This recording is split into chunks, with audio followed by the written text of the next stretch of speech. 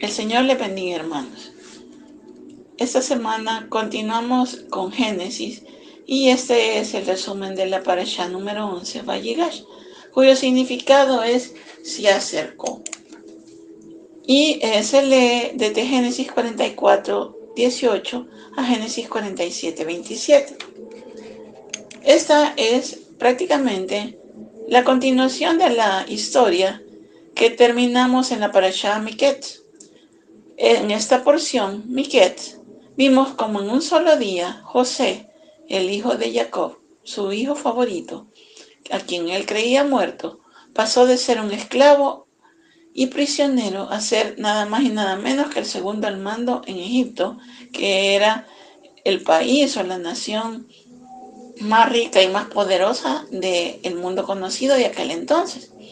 Al final de la porción anterior, José tiene un encuentro con sus hermanos y después de examinar sus corazones con las varias pruebas ya narradas en la parashá anterior, como por ejemplo esconder la copa que él denominaba como la copa de adivinación de él en el saco de su hermano Benjamín, y ver cómo ellos prácticamente reaccionan, pues entonces vemos cómo Judá en ese contexto se acerca a quien considera él ser como faraón para interceder por su hermano, para interceder por Benjamín, que como podemos recordar era el hijo único que le quedaba a Jacob de su amada Raquel. Y como ya había dicho antes, había sido acusado de robar la copa de adivinación de José.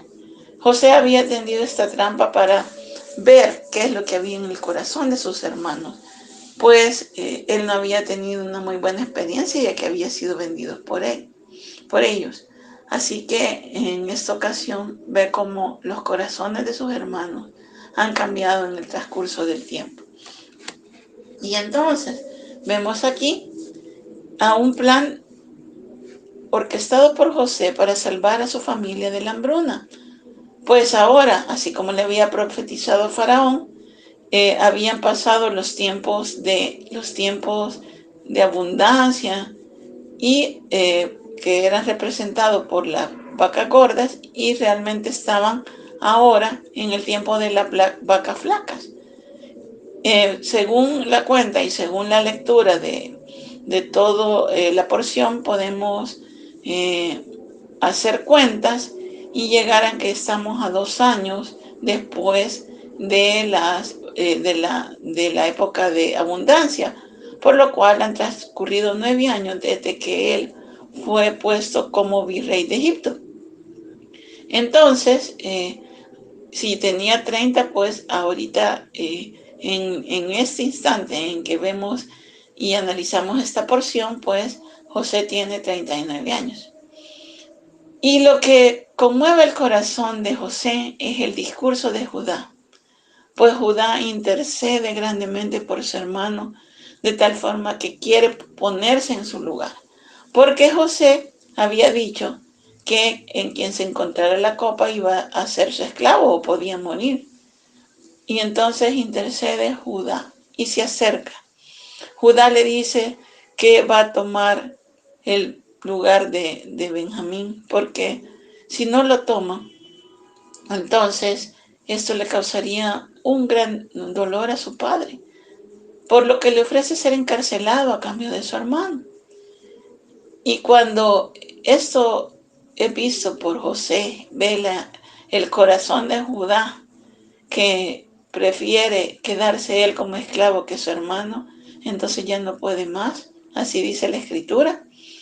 Y cuando lo ve, José es tocado en su corazón y se revela a sus hermanos. Y es de allí donde toma el nombre la parashá. Y lo podemos examinar en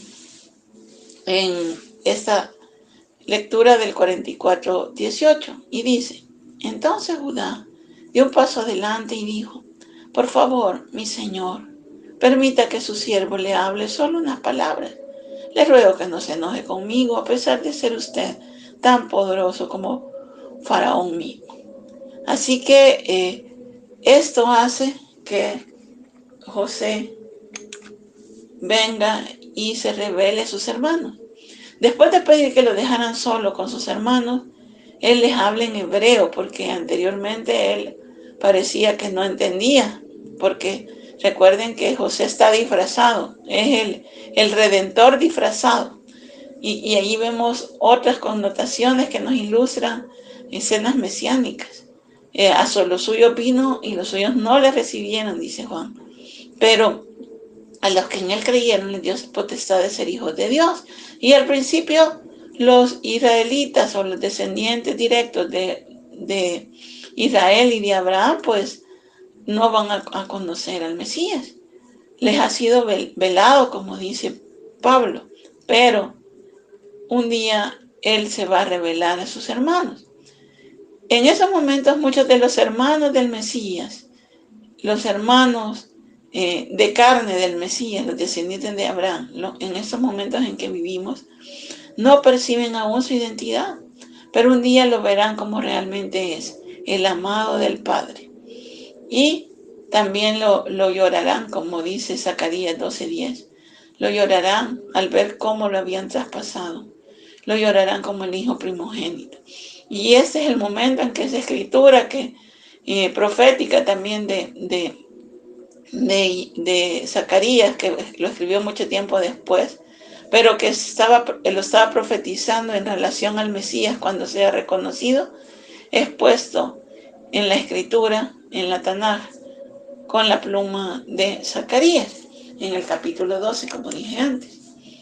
Por el momento es necesario que él permanezca, que Yeshua permanezca sin ser revelado a muchos de sus hermanos, para traer en realidad su plan. Pero un día su desbordante amor por Israel lo hará que pronuncien las palabras: Ani Mashiach, yo soy el Mesías. Y esas son las palabras exactas que dijo José: yo soy José, Ani Yosef, ¿vive aún mi padre? Eso fue lo que en el capítulo 44 de Génesis vemos. Podemos ir allí y leerlo. Y dice en el versículo, cuando ya no aguantó, en el versículo 45, perdón, en el capítulo 45, 1. Al fin, Joseph o José ya no pudo controlar sus sentimientos delante de todos los que le atendían y gritó: que todos se retiren de mí. Así que nadie más estaba con él cuando José se reveló a sus hermanos quién él era. Entonces esta es la revelación, como vemos, para los hijos de Israel. Él lloró a gritos y los egipcios oyeron y la casa de Faraón oyó, dice Génesis 45:2. Entonces José dijo a sus hermanos: Ani Yosef, yo soy José. ¿Es verdad que mi padre aún vive? Sus hermanos no le podían responder. Estaban tan asombrados al verlo. Entonces José dijo a sus hermanos: por favor, acérquense. Miren que Judá se acercó.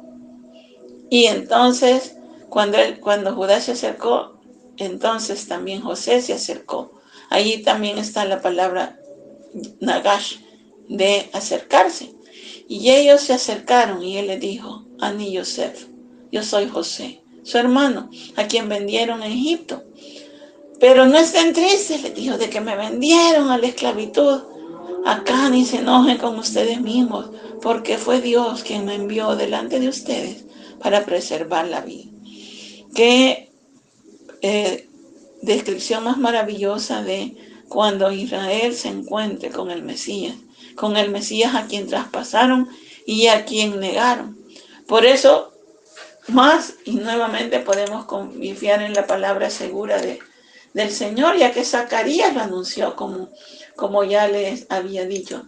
Vamos a Zacarías 12 para que lo leamos. Zacarías 12:10, y dice de la siguiente forma: yo derramaré sobre la casa de David y los habitantes de Jerusalén un espíritu de misericordia y compasión, y mirarán a mí, de quien se burlaron, dice esta versión de la Kadosh, Ellos llorarán por él como por un amigo amado. Estarán afligiéndose intensamente por él como hijo único. Entonces vemos que esta va a ser, ahorita es una profecía, pero pronto después de que el tiempo de los gentiles acabe, esto va a ser una realidad para el pueblo de Israel. Únicamente para el pueblo de Israel. Así podemos verlo en la lectura que dice que José dijo a todos los egipcios que salieran de la sala. Pues ahora vemos al Señor hablándole solamente a Israel y dándose a conocer como el Mesías, como aquel que traspasaron, como aquel del que se burlaron, pero que ahora será llorado como el más amado del Padre y como el Hijo primogénito de la creación del Señor. Así que esta nuevamente es una parashá muy, muy mesiánica, muy profética, y la identidad propia judía es la que el Mesías revelará a sus hermanos, porque la tradición y el plan de Dios para la salvación a los gentiles, pues ha hecho que hagamos un Mesías occidentalizado, pero en realidad es un Mesías judío, porque la salvación, como dijo él mismo, viene de los judíos, y los judíos reconocerán que Dios envió a su Hijo, a él mismo, como el Salvador de todas las naciones, de Israel primeramente, porque su amor por Israel nunca cambia ni varía, y su plan está siempre centrado en su pueblo, Israel, su plan de redención, tanto para Israel como para nosotros los gentiles. Por el momento, entonces, es necesario que permanezca disfrazado. Cuando los hermanos regresaron a darle las buenas nuevas a Jacob, al principio este no podía creer su reporte. Era simplemente increíble. ¿Cómo es que José va a aparecer nuevamente si él creía que su hijo estaba muerto? Entonces, pues los hijos le dicen que habían encontrado a su hermano. El hermano da una orden. En el Génesis 49, 19 dice, además, y esto es una orden, le dice a sus hermanos, hagan esto, tomen carretas de la tierra de Egipto para cargar a sus pequeños y a sus esposas, traigan a su padre y vengan. No se preocupen de sus cosas, porque todo lo bueno de la tierra de Egipto es de ustedes. Los hijos de Israel actuaron de acuerdo a esto, y José les dio carretas, como Faraón había ordenado, y les dio provisiones para el viaje. A cada uno de ellos le dio una muda de ropas nuevas, pero a Benjamín él dio 7,5 libras de plata y 5 mudas de ropa nueva. Asimismo a su padre él mandó 10 asnos cargados con los mejores productos de de Egipto, como también 10 asnas cargadas con grano, pan y alimentos para su padre y para que pudieran comer en el camino. Y entonces esta es la noticia que está en Génesis 45, 26. Ellos le dijeron, José aún vive, él es el gobernador sobre toda la tierra de Egipto. Y Jacob estaba sorprendido, no podía creerles. Así que les reportaron todo lo que José les había dicho a ellos, pero fue solo cuando vio las carretas que José había mandado para llevarlo que el espíritu de Jacob, su padre, comenzó a revivir. Cuando el padre sabía que iba a volver a ver al hijo, entonces comenzó a revivir, a tener vida nuevamente. Como lo dice la escritura, cuando José desapareció, el corazón de Jacob se llenó de dolor y sufrimiento.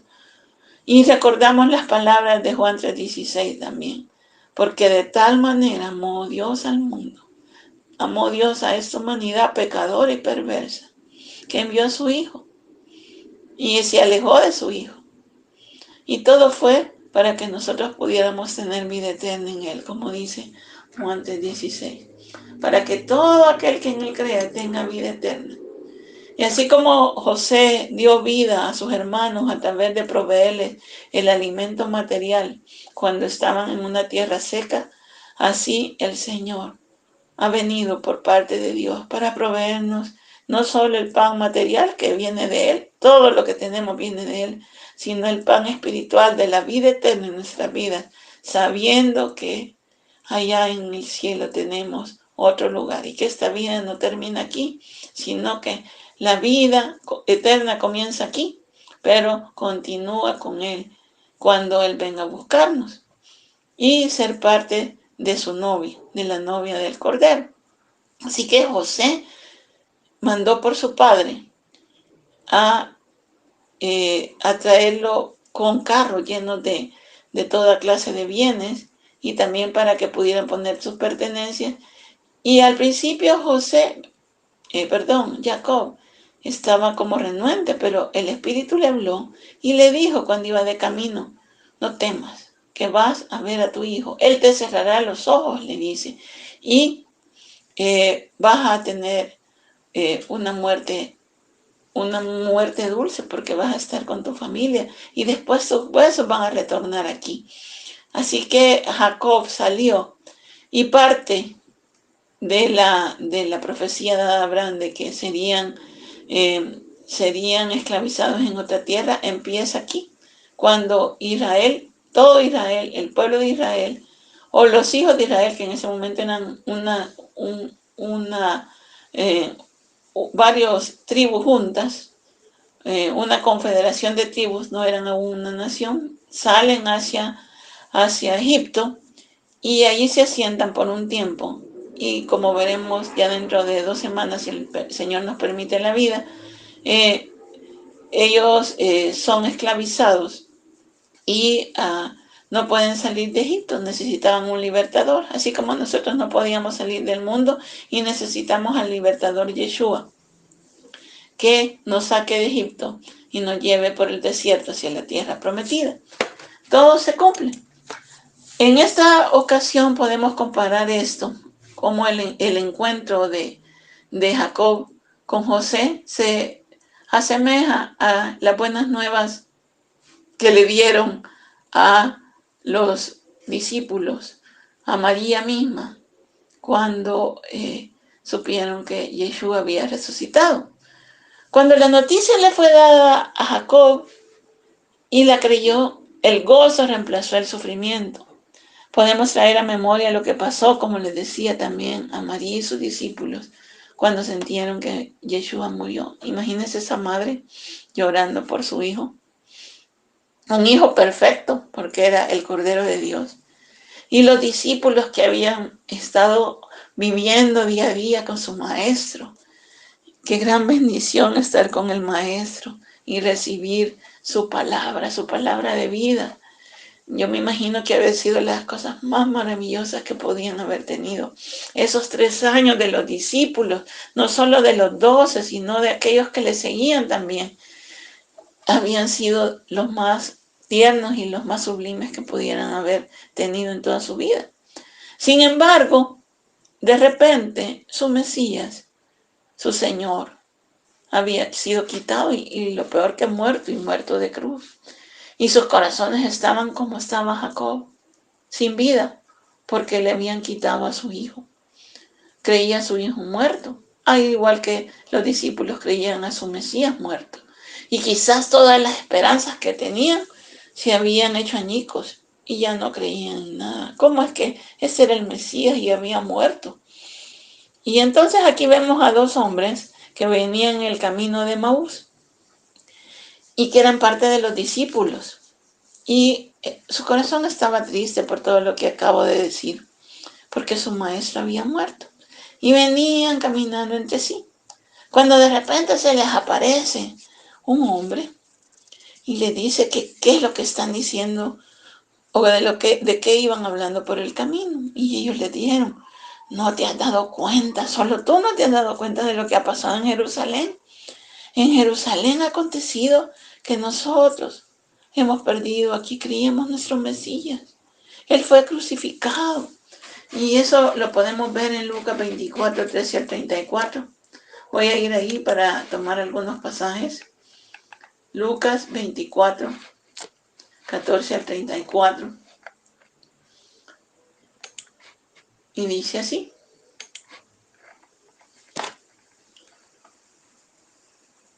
dice así,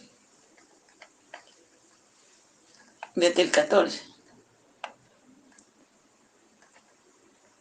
Lucas 24, 14 al 34. Desde el 13 dice, ese mismo día 2 de ellos iban camino a una aldea llamada Emaús, como a 7 millas de Jerusalén. Estaban hablando entre ellos acerca de todo lo que les había sucedido. Mientras hablaban y discutían, Yeshua mismo se acercó y se puso a caminar con ellos. Pero algo les impedía conocerle. Y algo también nosotros impide conocerle cuando Jesús va por nuestro camino y no hacemos lo que Él nos dice. Él les preguntó, ¿de qué hablan entre ustedes mientras caminan? Ellos se pararon en seco y con sus rostros entristecidos le respondieron así, sobre todo uno llamado Cleofas. ¿Eres tú la única persona quedándose en Jerusalén que no sabe las cosas que han estado pasando allí en los últimos días? ¿Qué cosas les preguntó? Y ellos le dijeron, las cosas acerca de Yeshua de Nazaret. Él era un profeta y lo probó por sus cosas que hizo y dijo ante Elohim y su pueblo. En otras versiones dice, él era el profeta. ¿De cuál profeta está hablando? Del profeta como yo que habló Moisés en Deuteronomio 18:15. El Mesías prometido. Y cuando le dice eso, él le dice, pero además de todo eso, esperábamos, ellos le dijeron a él, perdón, pero nosotros además de todo esto, esperábamos al que iba a redimir a Israel. Pero ya pasó el tercer día de estas cosas. Y ellos seguían tristes porque no sabían que había resucitado. Y entonces Dios les dice, no se preocupen, Dios hecho carne, Yeshua. Porque las escrituras dicen que el Mesías iba a ser sacrificado e iba a sufrir, pero que él iba a resucitar. Y ellos mismos dijeron que su corazón ardía cuando él les hablaba de las escrituras, porque les explicó en las escrituras cómo el Mesías iba a padecer. Y entonces él se da a conocer cuando. Veamos la connotación aquí. Dice, voy a leer desde el 21. Y nosotros teníamos esperanzas de que él era el que iba a liberar a Israel, es decir, el Mesías. Además de esto, hoy es el tercer día desde que pasaron estas cosas. Y esta mañana algunas de las mujeres nos dejaron atónitos, fueron temprano al sepulcro y no pudieron encontrar su cuerpo, así que regresaron. Pero ellos también reportaron que habían visto una visión de ángeles que dicen que está vivo. El recuento se les había dado, pero ellos no creían. Algunos de nuestros amigos fueron al sepulcro y lo encontraron exactamente como las mujeres habían dicho, pero no le vieron. Entonces Jesús les dijo, gente necia, sin ninguna disposición para creer todos los que los profetas habían hablado. ¿No tenía el Mashiach que morir así antes de entrar en su gloria? Entonces, empezando por Moshe y siguiendo por todos los profetas, les explicó las cosas que pueden ser encontradas en la Tanaj referente a él. Se aproximaron a la aldea donde iban y él hizo como que iba más lejos, pero le pidieron que se quedara diciendo, quédate con nosotros, porque es casi de noche y está oscureciendo. Mientras se reclinaba a la mesa con ellos, tomó el matzá, por eso quise leer esta versión. El matzá es el pan sin levadura, y esto se comía durante la fiesta de los panes sin levadura, valga la redundancia, que empezaron en Pesach y termina 7 días después. Es decir, este era un tiempo en que estaban todavía en Pesach. Y pronunció una oración, lo partió y lo dio a ellos. Y entonces cuando tomó el matzá y cuando le dio la bendición, es que sus ojos fueron abiertos y le reconocieron, pero él se tornó invisible ante ellos. Cuando el pan sin levadura viene el Señor y Él nos bendice, es cuando realmente nosotros le vemos y le reconocemos. Y lo que no era visible, lo que no era visible se hace visible a nuestros ojos. Gloria a Dios por esto, ¿Y por qué se relaciona con esto? Porque así como Jacob se alegró de que José estaba vivo y que estaba siendo el rey, ellos también se alegraron de que el Mashiach ben Yosef se convertiría en el Mashiach ben David, iba a reinar para siempre a la diestra del Padre, iba a estar con nosotros todos los días hasta el fin del mundo. Ellos mismos dijeron, como dije antes, que su corazón ardía cuando les abrían las escrituras.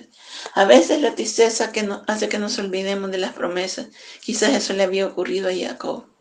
Pero la noticia de la resurrección, así como le pasó a los de Maús, debe devolvernos la esperanza. Miren lo que dice Primera de Pedro 1, 2, 3, 15. 3 al 5, perdón. Y dice así, Primera de Pedro 2, de 1, perdón, del 3 al 5. Dice, alabado sea Yahvé, Padre de nuestro Mesías, Yeshua HaMashiach, quien según su gran misericordia ha hecho que por medio de la resurrección entre los muertos de Yeshua HaMashiach nos haya renacido una esperanza viviente, a una herencia que no se puede corromper, contaminar o desvanecer, guardada con seguridad en el cielo. Mientras tanto, por medio de la confianza, están siendo protegidos por el poder de salvación de Yahvé, listo para ser revelado en el último tiempo. Alégrense en esto, es decir, alégrense en la resurrección, aunque por un poco de tiempo tengan que sufrir aflicciones por varias pruebas. ¿Estamos en pruebas? Sí, yo creo que este año ha sido de pruebas para todos. Pero el Señor ha sido también bueno y nos ha protegido. Y la esperanza que tenemos en la resurrección de Yeshua, que aunque nuestra vida y quizás la de nuestros amigos y la de nuestros parientes se ha perdido, ellos por la resurrección del Mesías, ellos tienen la esperanza de la resurrección venidera en Cristo Jesús. Y así como Jacob hizo revivir su alma cuando supo que su hijo amado estaba vivo, así nosotros también nos llenamos de esperanza al saber que el Hijo amado de Dios está vivo y que Él ha resucitado y que los muertos en Cristo resucitarán primero y que Él está con nosotros, con los vivos, hasta el día en que vayamos a descansar en la casa del Padre. Mientras tanto, en las diversas pruebas, aprendamos a bendecirlo, a amarlo y a darle todo nuestro corazón, porque Él siempre va a estar con nosotros. Realmente, si aprendemos algo de la vida de José, es que todas las cosas para los que aman a Dios ayudan a bien, aún hasta estar encarcelado, aún hasta ser acusado de cosas que no se han hecho, aún hasta siendo vendido por sus hermanos. José pudo ver que el plan de Dios era bueno, porque lo que él quería, lo que Dios quería era moldear a ese hombre y hacerlo el hombre que salvaría al mundo conocido del hambre en aquel entonces. Pero para nosotros sabemos que lo que el Señor quiere es formar a su Hijo por medio de las pruebas, para llenarnos de aceite para el día final, para el día en que Yeshua vendrá por nosotros y vamos a tener las lámparas encendidas. Judá iba a la cabeza de la caravana que se dirigía a Egipto. Habiendo oído que su padre había llegado, José y sus carros esperaban por él. La escena que describe el encuentro es de las más conmovedoras que pueden haber en toda la Biblia, y sobre todo si la relacionamos con el padre y el hijo. Y José unció en su carro y subió a Josén para ir al encuentro de su padre Israel. Y apenas lo vio, se echó sobre su cuello y lloró largamente sobre su cuello. Algunos sabios sugieren que mientras José lloraba sobre el cuello de su padre, éste recitaba el Shema. Shema Israel, Adonai Eloheinu, Adonai Echad, Baruch Shem Kevod Malchuto, Leolam Bae. Dios siempre tiene un plan bueno para nosotros. Los planes de Dios para nosotros son de bien y no de mal, para darnos un futuro y una esperanza. En Génesis 46, 29 vemos cómo el amor del Padre por el Hijo se manifiesta. Entonces Israel dijo a José: ahora ya puedo morir, después de que he visto tu rostro y sé que todavía vives. Nos podríamos imaginar el regocijo del Padre cuando su Hijo volvió en gloria a sentarse a su diestra con toda la redención completada, y con el botín en su bendita mano traía nada más y nada menos que una humanidad salva, santa y redimida. Padre, traigo el botín. El botín es la vida de tu hija. Ahora me voy a poner yo de ejemplo porque yo estoy diciendo, de tu hija Carolina, de tu hijo Juan, de tu hijo Gabriel, del nombre que se le ocurra. Él llevaba el botín de la salvación de nuestras almas. Y cada vez que hacía eso, la salvación de nuestras almas implicaba seres humanos santos y redimidos por la sangre del Cordero. Así que esta parashá es sumamente sublime. Y pues nos podemos recordar y podemos ser consolados con esta parashá de que Dios está con nosotros y que Dios siempre nos ayuda en nuestros momentos más difíciles. Yeshua dijo: vengan a mí todos los que están cargados y cansados, y yo los haré descansar. Dios se acercó tanto a través de su Hijo, quien maltratado y muerto por nosotros, nos dejó el camino libre para acceder al Padre. En Juan 14:6 dice que Jesús es el camino, la verdad y la vida, y que nadie viene al Padre sino por Él. De tal modo que fue develada su presencia en el lugar santísimo. Él nos hizo entrar en el lugar santísimo. Lo que antes solo era para los sacerdotes, ahora lo ha hecho libre para nosotros también, para sus hijos. ¿Qué esperamos entonces para acercarnos al Padre, si el Padre lo que quiere es eso? Él dijo que le había dado la reconciliación a su Hijo y que Yeshua nos dejó encargados a nosotros el ministerio de la reconciliación, es decir, de volver a ser uno con el Padre, de volver a ser la persona que el Padre quería, de volver a ser las criaturas que Él creó como Adán, sin pecado y sin mancha, para estar siempre junto a Él. Así que ahora podemos regresar al Padre como el Hijo pródigo, que está con los brazos abiertos para revelarse a cada uno de nosotros, mostrarnos su gloria y hacernos diferentes, hasta que seamos a la estatura del varón perfecto. Que el Señor le bendiga, un abrazo fuerte, que el próximo año nos traiga la bendición del Eterno en medio de las pruebas, porque realmente pruebas siempre vamos a tener, pero el Eterno va a estar con nosotros, dándonos la victoria en el nombre de Yeshua HaMashiach, su Hijo, el unigénito Hijo de Dios. Gloria a Jesús. Amén.